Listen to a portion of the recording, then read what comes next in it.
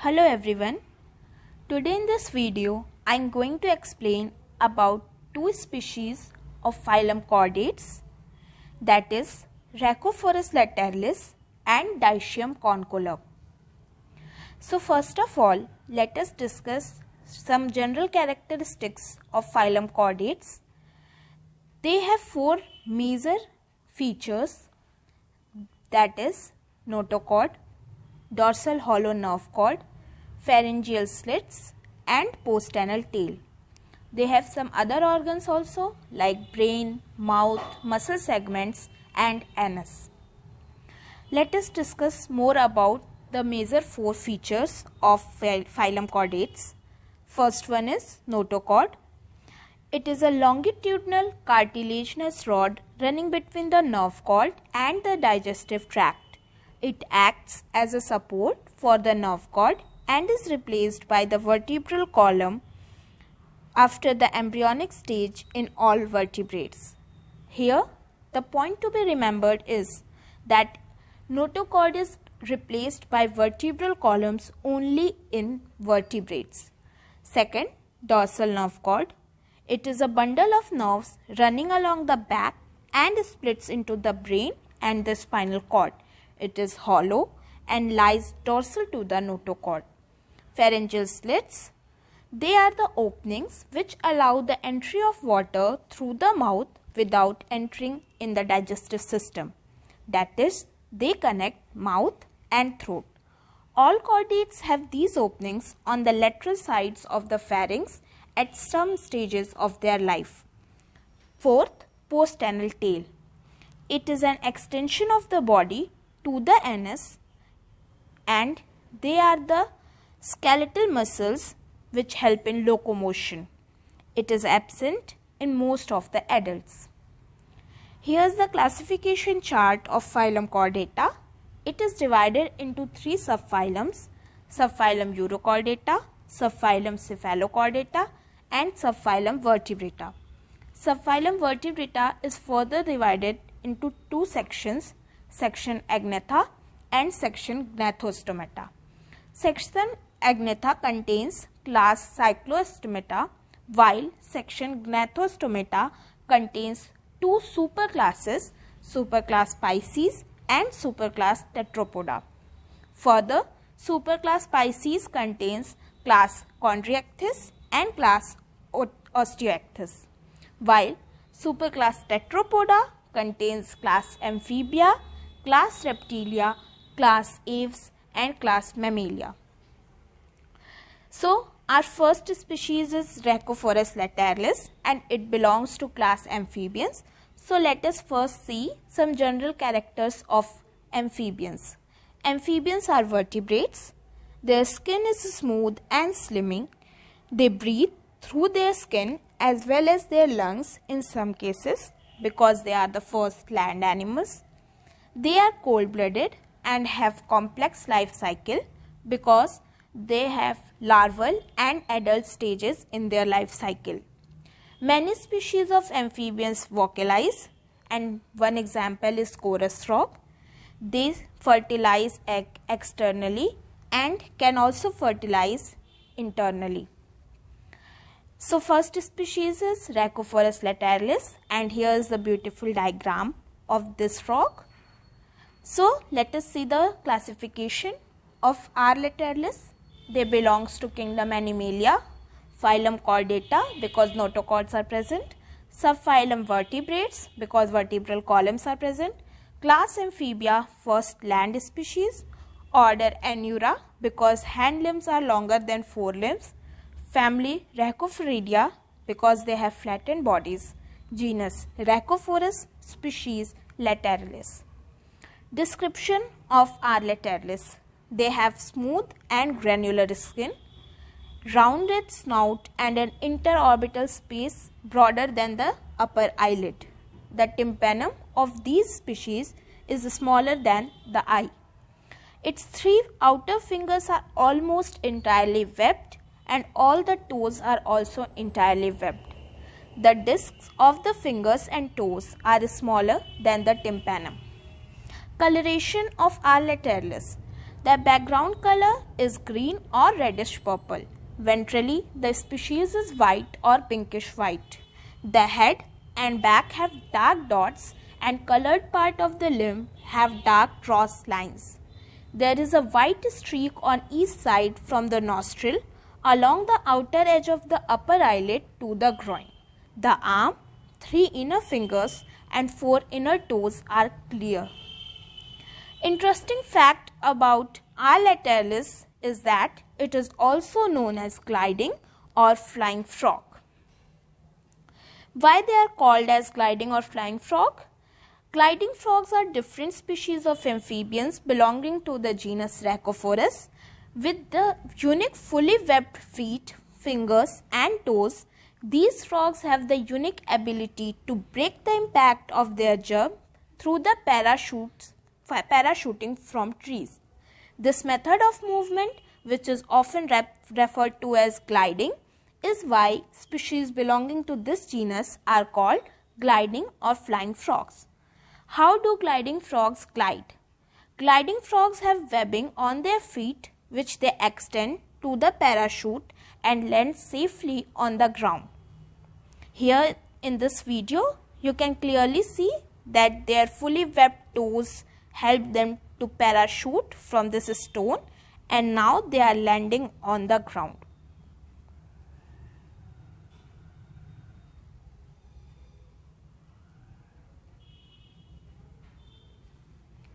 Distribution. R. latialis is only found in 2 areas of the southern western Ghats of India, Kerala and Karnataka, at an elevation of about 800 meters above sea level. The species lives in tropical rainforest and deciduous forest. It is usually found in the lower cover and understory level at the forest. How do they reproduce? The reproduction and breeding process of gliding frogs are quite interesting. The amphibians in this genus are known to make a foam nest in a leaf of a tree where they lay the eggs. For the small tea frogs, R. latialis, males start the reproduction process by making sounds to attract their female companions. There are some anurons known for breeding exclusively in trees, while others may breed on the ground. The main period of reproduction for them is during the monsoon period. Interestingly, there have been reports that many male try to breed with one female frog. Formation of foam nest. Now, for the formation of foam nest, the foam nest is a special substance that is sticky in nature and is released during the copulation of these amphibians. Once the reproduction is over, females deposit the egg in that foam and cover it with a leaf. The breeding site is chosen as something close to a water source. The total number of eggs usually range from 1 to 2 dozen. However, some species can lay more than 50 eggs also. The eggs develop into tadpoles and drop from the leaf nest into the water body beneath. This is the picture showing the foam nest. How do they communicate? Croaking and other sounds act as the primary source of communication between gliding frogs. Are they poisonous? No.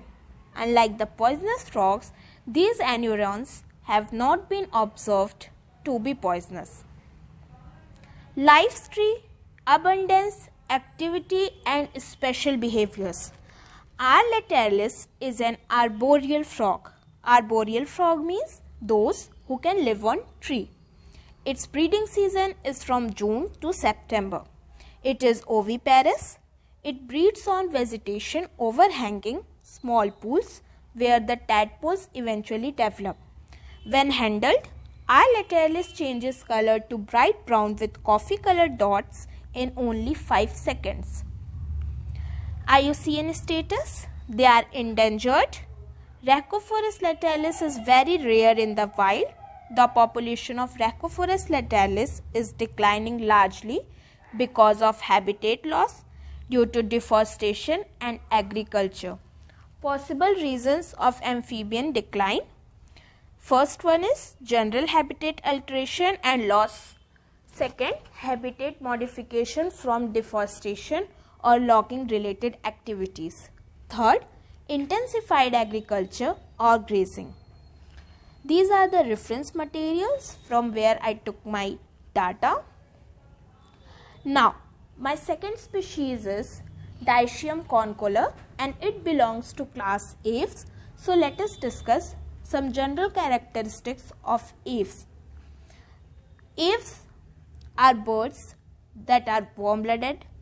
Their forelimbs are modified into wings. They have well-developed flight muscles that help during the flight. Their hind limbs are adapted for walking, hopping, perching, grasping, wading and swimming. There are epidermal scales on their legs. The endoskeleton is bony with long hollow bones filled with air cavities, also known as pneumatic bones. This is the Dicynum concolor, these beautiful small birds. Classification: they belong to kingdom Animalia, phylum Chordata, subphylum Vertebrata, class Aves because feathers are present, subclass Neuronthis because they are new birds, superorder Neugnatha because they have new jaws, order Passeriformes because they are perching birds, family Dicedia, they are songbirds, genus Dicynum and species Concolor. Description: they are small birds of 3.3 inches and weighing 4 to 8 grams. They are also called as songbird of lowlands. Their color is brownish olive. Pale, unmarked face and large dark eye give it a cute appearance. Lack of distinctive marks is itself distinctive. Other flowerpeckers in range are streaked or have patches of bright color, but these Dicynum concolor do not have. Usually seen hovering around or probing into flowers, especially fond of mistletoe fruits and blossoms. Song is as plain as its appearance. It gives both high and low pitched ticks. Habitat and distribution: the plain flowerpecker is a common resident breeding bird of woodland edges, cultivation and isolated stands of trees, often in hilly countries. It is a resident breeder in tropical southern Asia from India east to Indonesia. Dieting and feeding of these Dicynum concolor. Flowerpeckers mainly feed on nectar as well as small berries, spiders and insects. Breeding and nesting. The average clutch consists of 2 to 4 eggs laid in a purse-like nest that is suspended from a tree. Behavior of these birds. Flowerpeckers are active and agile birds, twisting and turning among foliage, flicking their wings, twittering and calling sharply. They are usually single or in pairs or small groups, but they will join mixed species bird parties. They sometimes sit motionless on perches for long periods. Reproductive biology of Dicynum concolor. Nest is a small purse of down and fibers suspended 3.3 to 39 feet, approximately 1 to 12 meter, up in a tree or bush or low growth in which are laid 2 or 3 white eggs from January to September. Male and females are involved in nest building, incubation and rearing of young. So here is a video of Dicynum concolor. They are so small and she is sitting on a branch of a tree.